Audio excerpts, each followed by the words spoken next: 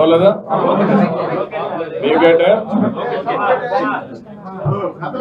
Okay. Please silence. తమ్ముడు మీ లోగోలు తప్ప మీ గొడవ తప్ప ఇంకొట్టలేదు. అందరికీ నమస్కారాలు.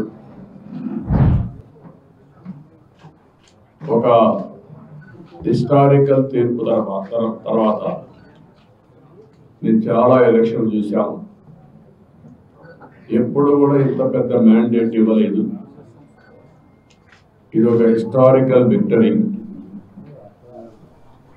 93% స్ట్రైకింగ్ రేట్ అనేది ఎప్పుడు జరగలేదు రాష్ట్ర చరిత్రలో, దేశ చరిత్రలో కూడా. నాకు గుర్తున్నంత వరకు ఇంత హిస్టారికల్ విక్టరీ ఎప్పుడు రాలేదు. అదే సమయంలో అది అయిన తర్వాత నిన్ననే ప్రమాణ స్వీకారం చేయడం,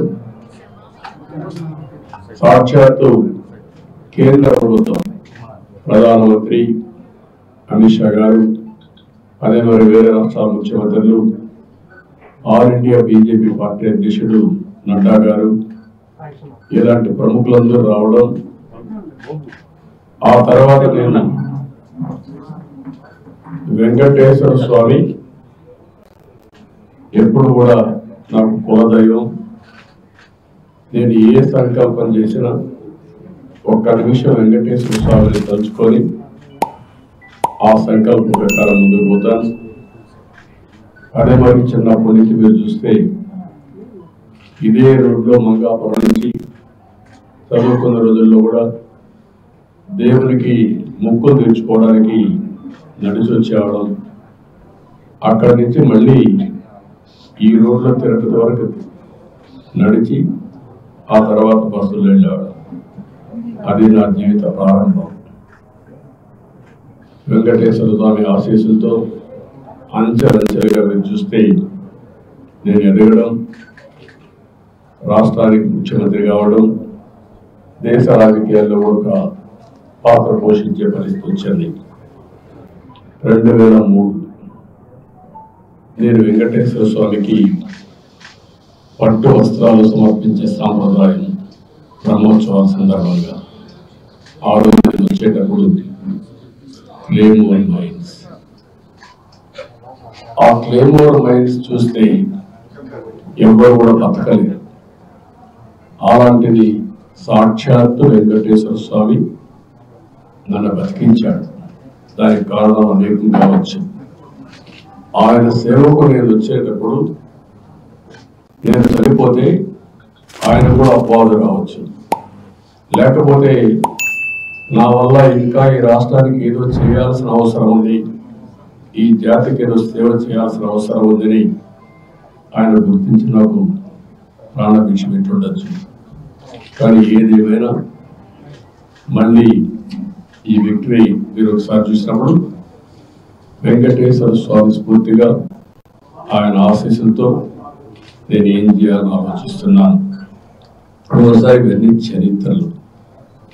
ఎన్టీ రామారావు గారు అన్నదానం పెట్టాడు.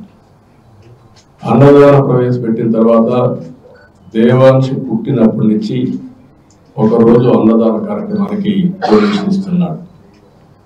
అంటే ఒక మెమరీ మీరు ఒకసారి చూస్తే వాళ్ళ గ్రేట్ గ్రాండ్ ఫాదర్ అన్నదాన కార్యక్రమం పెడితే గ్రాండ్ సన్ ఒక రోజు కాంట్రిబ్యూట్ చేసే పరిస్థితి వచ్చిందంటే ఇది ఒక అరుదైన అనుభవం.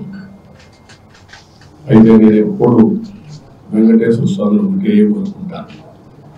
ప్రతిరోజు నేను ఎక్కువ పూజలు చేయను. చాలా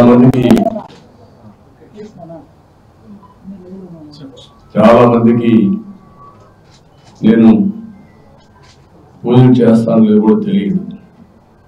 కానీ నేను వెంకటేశ్వర స్వామికి పవిత్రమైన మనసుతో నిద్రలేసి బయట వచ్చేటప్పుడు ఒక్క నిమిషం ధ్యానం చేస్తాను, ప్రార్థన చేస్తాను.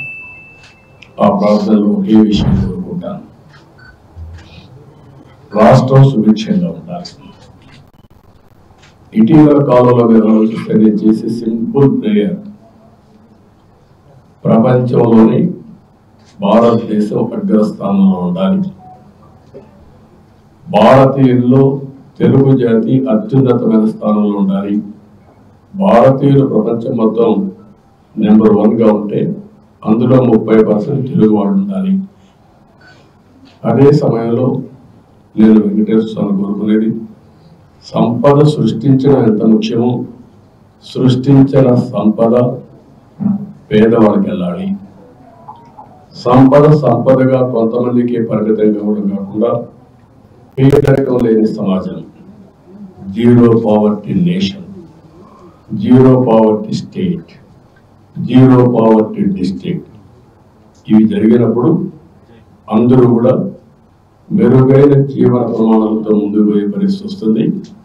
అదే సమయంలో ఆర్థిక అసమానతలు తగ్గించాలి. ఒక అతనికి 1,00,000 కోట్లు, ఒక అతనికి రోజుకు 100 రూపాయలు లేని పరిస్థితి. ఇవన్నీ కూడా ఏ విధంగా సాధ్యమో అని ఆలోచించినప్పుడు ప్రభుత్వం వల్ల సాధ్యం, ప్రభుత్వ విధానాల వల్ల సాధ్యం. ఒకప్పుడు హైదరాబాద్ అనే ముఖ్యమంత్రి అయినప్పుడు నేను ఇప్పుడు కూడా గుర్తుపెట్టుకుంటున్నా, 1.0 95 CBN రూల్, అది 95లో ప్రారంభమైంది. అంతవరకు పరిపాలన అంటే సెక్రటరియేట్కే పరిమితమైన పరిపాలన ప్రజల మధ్యలో జరిగింది. అనేక కార్యక్రమాలకు శ్రీకారం చుట్టాం, అన్ని ఎలక్షన్లు తెలుసుకుంటూ వచ్చాం. అదే సమయంలో మీరు చూస్తే ఆ రోజు చేసిన అభివృద్ధి తర్వాత వచ్చిన ఫలితాలు చూసిన తర్వాత ప్రపంచంలో ఉండే అధినేతలంతా హైదరాబాద్కి రావడం మొదలుపెట్టారు. నేను